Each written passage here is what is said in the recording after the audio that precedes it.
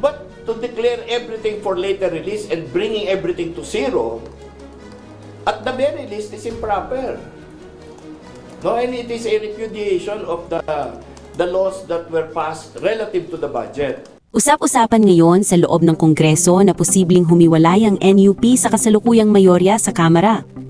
Kapag sinabi nating majority bloc, ito ang grupo ng mga kongresista na sumusuporta sa liderato ng House, kabilang na ang Speaker at mga pangunahing desisyon ng Kongreso.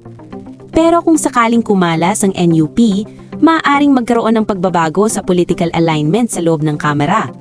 At tandaan natin, hindi maliit na partido ang NUP. Marami itong miyembro sa Kongreso kaya kung mangyari ito, posible itong makaimpluwensya sa mga boto at desisyon sa mga mahahalagang panukalang batas.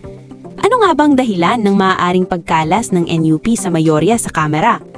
Panoorin ang video na naglalahad nito, batay kay Rep. Ronnie Puno. Isa sa mga nabanggit ni Puno ang tungkol sa hindi pantay na budget.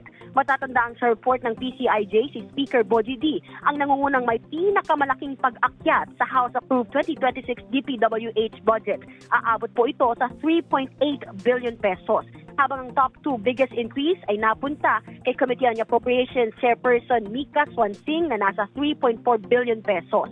Isa pa sa mga nabanggit ni Puno, lahat daw ng public works projects ngayon ay for later release. Ibig sabihin, wala pang pondo sa ngayon para i-bid out ang mga proyekto. Ang sabi raw ay dapat i-bid ang projects at kung may manalo ay ipadadala sa Department of Budget and Management para makapagdesisyon kung i-authorize ang DPWH na mag-issue ng Special Allotment Release Order o SARO para sa specific project.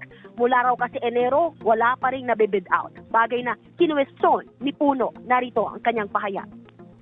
Kung bumaba yung collections mo by 30%, edi bawasan mo yung iyong mga ini-issue sa mga agencies ng 30%.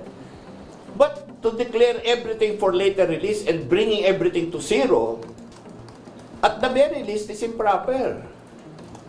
No, and it is a repudiation of the laws that were passed relative to the budget. Ruth, diit ni Puno, wala naman daw personalan. Gusto lang niyang umaksyon si Speaker D.